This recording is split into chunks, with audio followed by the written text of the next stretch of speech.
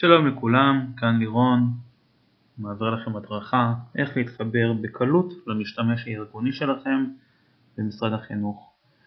חיפוש מהיר בגוגל יוביל אתכם לאתר בית הספר הווירטואלי, כמו שאתם רואים אותו מולכם. אתם צריכים ללחוץ על הכפתור הסגול שנקרא התחברות. לאחר שלחצתם על התחברות, אתם מגיעים למוקד ההזדהות שלכם במשרד החינוך. אתם יכולים להיכנס עם קוד קבוע שיש לכם, אתם זוכרים אותו. אתם יכולים גם להיכנס עם תעודת זהות ומספר הטלפון שלכם. אצלי הכל שמור, אז ניכנס עם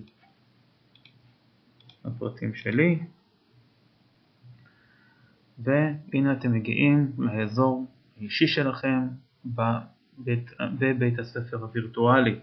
כאן אתם יכולים לגשת למייל הארגוני שלכם, לדרייב הארגוני, לקלאסרום ולהשתמש בג'ימיני שמשרד החינוך הקצה לכם.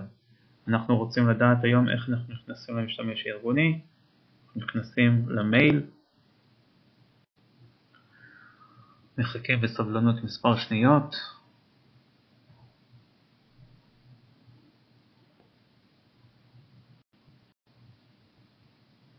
ומגיעים אל האימייל שלנו.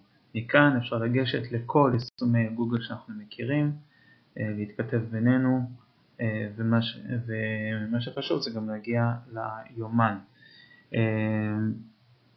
במידה ומישהו מכם רוצה שהשם שלו, כן, אתם רואים כאן השם שלו הוא עדיין מספרים, יהיה שם שהוא אישי, אפשר למלא את השאלון שאני שולח, לרשום שם את העדפה שלכם, ואני אשנה לכם את זה בהתאם.